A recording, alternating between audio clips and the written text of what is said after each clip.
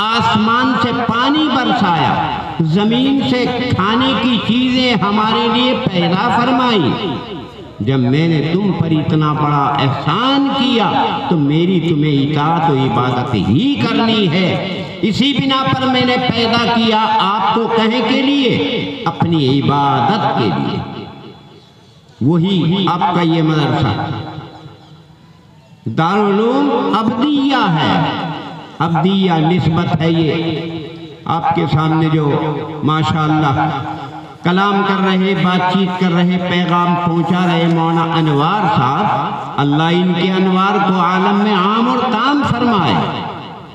इनके वालिदे मोहतरम मौलाना अब्दुल्ला साहब, जिनका इस इलाके और खित्ते में बेइंतहा एहसान है, तो असल अब्दिया, लेकिन वाकई में देखा जाए तो अब्द के माने अल्लाह की इबादत करने वाले को अब्द और अल्लाह का बंदा कहते हैं। तो ये मदरसा क्या है? अब्दिया। यहाँ अल्लाह की मार्फत कराने का ये मकाम मरकज और एक आला मकाम है। इसीलिए ये मदरसा क्या है? अब्दिया है। चूंकि अल्लाह ताला खुद फरमाते हैं वमा खलक़तुल जिन्न वल इंसा इल्ला लियअबुदून।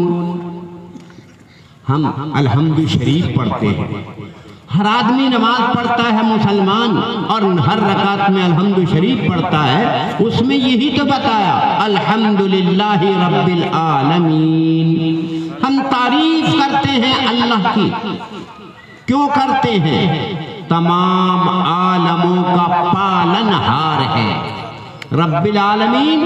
आलम चाहे वो ये दुनिया हो, चाहे आखिरत हो, चाहे हम माँ के पेट में हो, और चाहे हमारा मरने के बाद कब्र में हो, चाहे जन्नत और जहन्नम में जाए, इन सबको पैदा करने वाला कौन? अल्लाह है, रब्बिल आलमीन है। इसलिए हम उसकी तारीफ करते हैं। जो बड़ा रहमान है, बड़ा रहीम है, जो क़यामत के दिन का, बदले का दिन का मालिक है। जब उसकी ज़ात ऐसी है तो फिर हम क्या कहते हैं? जब तू ऐसी ज़ात है तो इय्याका नअबुदु, जब ही तो हम आपकी इबादत करते हैं। क्यों? तू ही तो सब कुछ आलमों का पालनहार है। दरख्त का एक पत्ता अल्लाह के हुक्म के बगैर जमीन पर नहीं गिरता। हमारा और आपका काम तो सिर्फ दाने का, बीज का जमीन में छुपा देना है। उसके बाद हमारा और आपका किसी का कोई काम नहीं है। वहां से कौन पैदा करता है? वो अल्लाह की बात है। इन्नल्लाह खालिकुल हब्बि वन नवा, दानों को, गुठलियों को वही रात तो पैदा करती है। आज तक बताओ, खुदाई का दावा करने वाले बहुत हुए हैं। फिरौन ने भी खुदाई का दावा किया, नमरूद ने भी खुदाई का दावा किया, मगर किसी ने ये नहीं कहा मैंने आसमान को पैदा किया हो या जमीन को पैदा किया हो, या हमारा और आपका नुत्फा माँ के रहम में जाता है, उसको हम गोश्त बनाए, उसे हम हड्डी बनाए, उसमें हम रूह को डालें। आज तक किसी ने यह दावा नहीं किया। अगर किसी के बच्चा नहीं होता, पूरी दुनिया के लोग जमा हो जाएं और बच्चा पैदा करने की तदबीर और कोशिश करें तो नहीं कर सकते।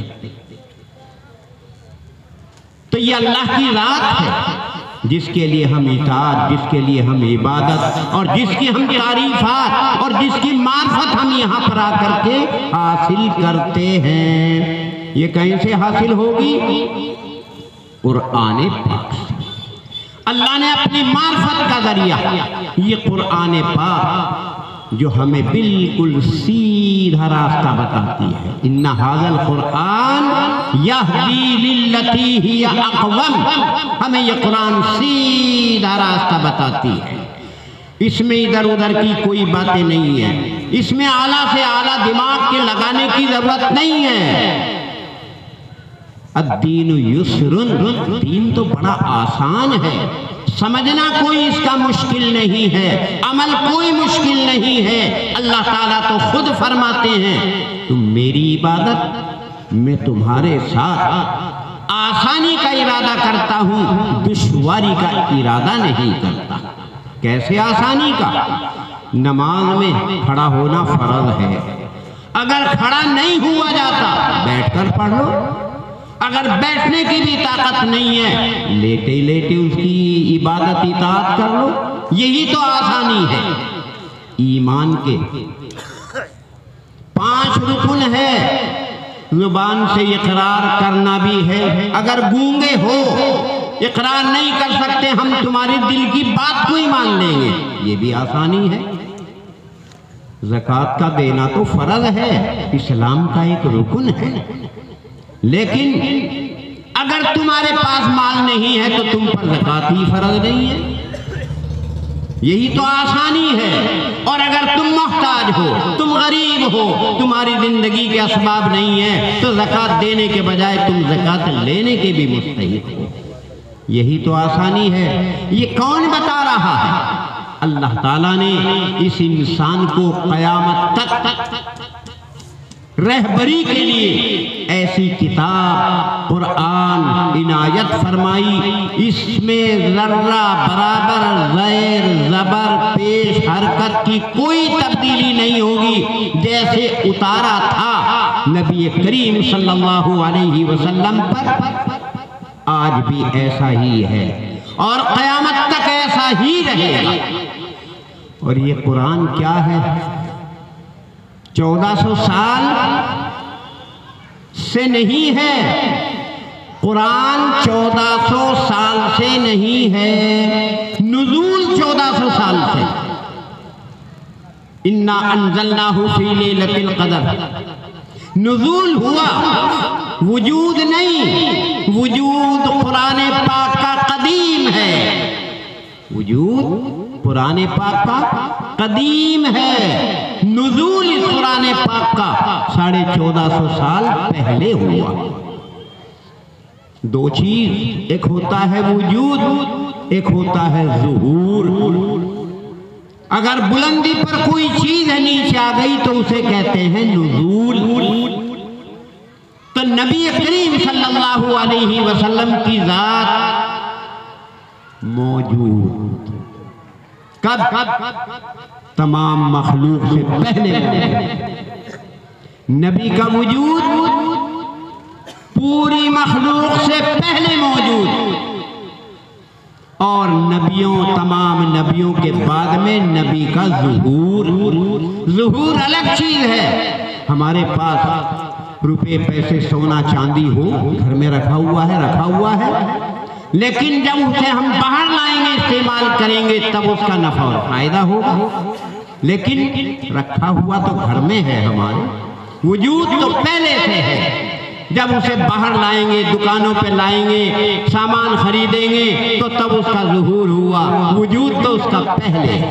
नबी करीम सल्लल्लाहु अलैहि वसल्लम को अल्लाह ताला ने पूरी मखलूक से पहले वजूद इनायत फरमाया, और फिर उसके बाद पहले नबी, फिर उसके बाद कलम को पैदा किया, कलम भी बाद में, उसके बाद लौह को पैदा किया। 3 चीज पैदा हो गई। सबसे पहले नबी, फिर कलम, फिर लोहे महफूज। अब अल्लाह तबारक व तआला ने कलम को हुक्म कर दिया, लिख दो क़यामत तक जन्नत और जहन्नम तक की तमाम बातें। कौन जन्नत में जाएगा, कौन जहन्नम में जाएगा, कौन क्या करेगा। कलम ने तमाम वो बातें जो अल्लाह ने कलम में डाली, सब लोह के अंदर महफूज फरमा दी। और वो अजीब किताब है, उसके औराक खोलने की जरूरत नहीं है। मखलूकात में सबसे ऊपर अर्श है, अर्श के ऊपर लौह है। लौह में लिखा हुआ है हर इंसान के अहवाल व हालात। वहीं कुरान मजीद फी लौहिम महफूज, वहां कुरान को महफूज कर दिया। इसीलिए अल्लाह ताला ने ग़िज़ा, इंसान तो आया बाद में, इंसान 2 चीजों से बना हुआ है। एक ये बॉडी जिस्म, और एक इसके अंदर रूह। जिसे हम दूसरी भाषाओं में, जुबानों में क्या कहते हैं? आत्मा। आत्मा इस बॉडी से अलग हो जाए, रूह, तो ये मुर्दा हो जाता है। इस बदन के लिए अल्लाह तबारक व तआला ने ग़िज़ाएं पैदा की, ग़िज़ाएं पैदा की, जमीन और आसमान से मिलाकर वो बदन की ग़िज़ा है। चाहे वो गल्ला हो और चाहे फल हो, चाहे खाने और पीने पहनने की चीजें हों, चाहे चलने फिरने की चीजें हों, ये सब अल्लाह तबारक व तआला ने जमीन और आसमान के मिला करके पैदा की है। ये तो इस बॉडी की रूह है। चाहे वो दवा के तरीके पर हो, चाहे ग़िज़ा के तरीके पर हो, चाहे कुव्वत और ताकत के लिए हो, वो बॉडी की जरूरत जमीन और आसमान से अल्लाह ने पैदा फरमाई है। लेकिन दूसरी चीज इसमें क्या है?